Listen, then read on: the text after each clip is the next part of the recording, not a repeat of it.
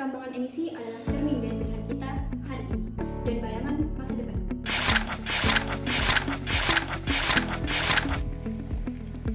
Di era sekarang, kita menghadapi tantangan besar. Bagaimana kita memenuhi kebutuhan energi tanpa merusak lingkungan dan tetap menjaganya untuk generasi mendatang. Indonesia sendiri telah berkomitmen untuk mencapai target net zero emission pada tahun 2060. Namun, upaya ini membutuhkan peran semua pihak, bukan hanya pemerintah dan industri, tapi juga generasi muda seperti kita. Sebagai pelajar, saya sering melihat di sekitar kita masih banyak perilaku boros energi dan minim kesadaran lingkungan. Padahal jika di rumah saja kita bisa mengubah kebiasaan kecil, dampaknya akan sangat besar bagi keberlanjutan energi di masa depan. Sebagai langkah konkret, saya mengusulkan sebuah inovasi bernama GENSA, singkatan dari Generasi Indonesia Anti Emisi dan Sampah. Aplikasi ini berfungsi sebagai sarana edukasi sekaligus wadah aksi nyata dalam mendukung pengurangan emisi dan pengelolaan sampah. Fitur-fitur yang bersedia diliputi oleh: pertama, informasi sumber emisi yang disajikan secara ringkas melalui infografis dan video, sehingga mudah dipahami oleh seluruh lapisan masyarakat. Yang kedua, kalkulator jejak pribadi. Ini untuk menghitung estimasi emisi CO2 berdasarkan penggunaan plastik, listrik, dan kendaraan bermotor.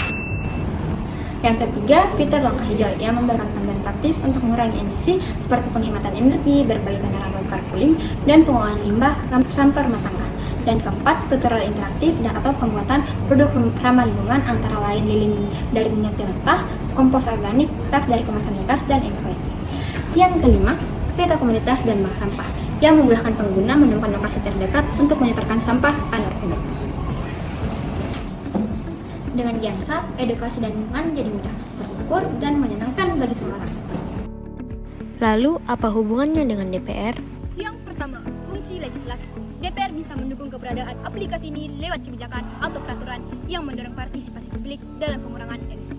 Misalnya, undang-undang yang memberi insentif bagi masyarakat atau UMKM yang berpartisipasi aktif dalam program ramah lingkungan. Yang kedua, fungsi anggaran. DPR dapat mengalokasikan dana untuk pengembangan dan pemerahan aplikasi ini, termasuk mendukung pelatihan komunitas di berbagai daerah agar penggunaan aplikasi ini semakin luas dan efektif. Yang ketiga, fungsi pengawasan. DPR bisa mengawasi jalannya program, memastikan bahwa anggaran yang digunakan tepat sasaran, dan mengevaluasi dampak aplikasi terhadap penurunan emisi di masyarakat.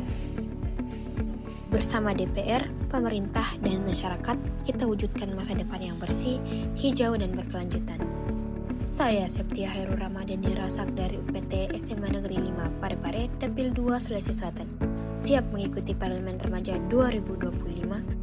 Wassalamualaikum warahmatullahi wabarakatuh.